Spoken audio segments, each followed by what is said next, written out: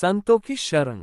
एक गांव में एक ठाकुर थे, उनके यहाँ एक नौकर काम करता था, जिसके कुटुंब में बीमारी की वजह से कोई आदमी नहीं बचा। केवल नौकर का लड़का रह गया। वह ठाकुर के घर काम करने लग गया। रोजाना सुबह वह बछड़े चराने जाता था और लौटकर आता तो रोटी खा लेता था। ऐसे समय बीतता गया।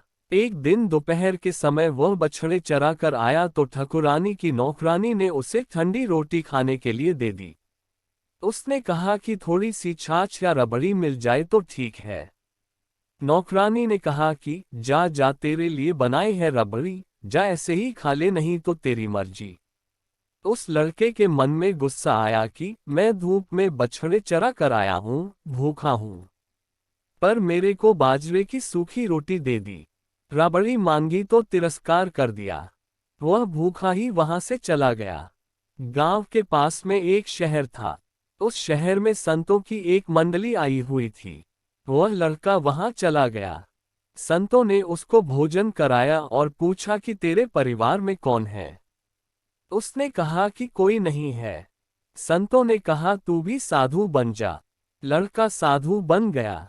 संतों ने ही उसके पढ़ने की व्यवस्था काशी में कर दी।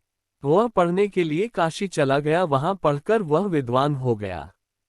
फिर कुछ समय बाद उसे महामंडलेश्वर महंत बन दिया गया। महामंडलेश्वर बनने के बाद एक दिन उसको उसी शहर में आने का आमंत्रण मिला। वह अपनी मंडली लेकर वहां आए। जिनके यहाँ वह बचपन में काम करते थे, वे ठाकुर बूढ़े हो गए थे। वह ठाकुर जी भी शहर में उनका सत्संग सुनने आए।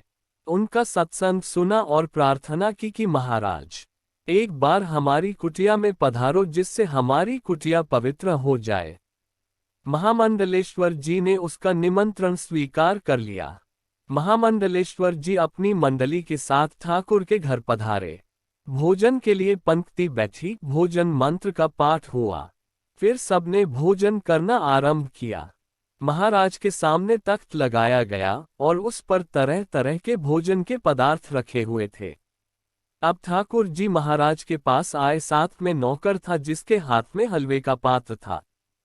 ठाकुर साहब प्रार्थना करने लगा कि महाराज कृपा करके थोड़ा सा हलवा मेरे हाथ से ले लो। महाराज को हंसी आ गई। ठाकुर ने पूछा कि आप हंसे कैसे? महाराज बोले कि मेरे को पुरानी बातें याद आ गई, इसलिए हंसा।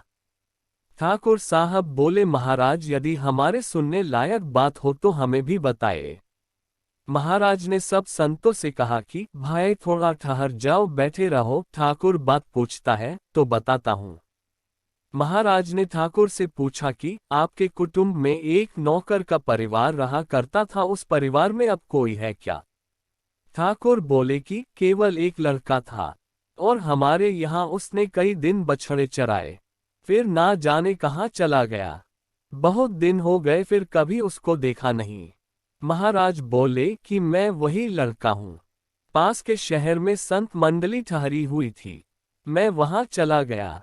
पीछे काशी चला गया, वहां पढ़ाई की और फिर महामंडलेश्वर बन गया। यह वही आंगन है जहां आपकी नौकरानी ने मेरे को थोड़ी सी रबड़ी देने के लिए भी मना कर दिया था। अब मैं भी वही हूँ, आंगन भी वही है, आप भी वही हैं, पर अब आप अपने हाथों से मोहन भोग दे रहे हैं कि महाराज कृपा करके थोड़ा सा मेरे हाथ से ले लो। अगर कोई भगवान की शरण ले ले तो वह संतों का भी आदरणीय हो जाए। लखपति करोड़पति बनने में सब स्वतंत्र नहीं हैं, पर भगवान की शरण होने में, भगवान का भक्त बनने में सबके सब स्वतंत्र हैं। और ऐसा मौका इस मनुष्य जन्म में ही है।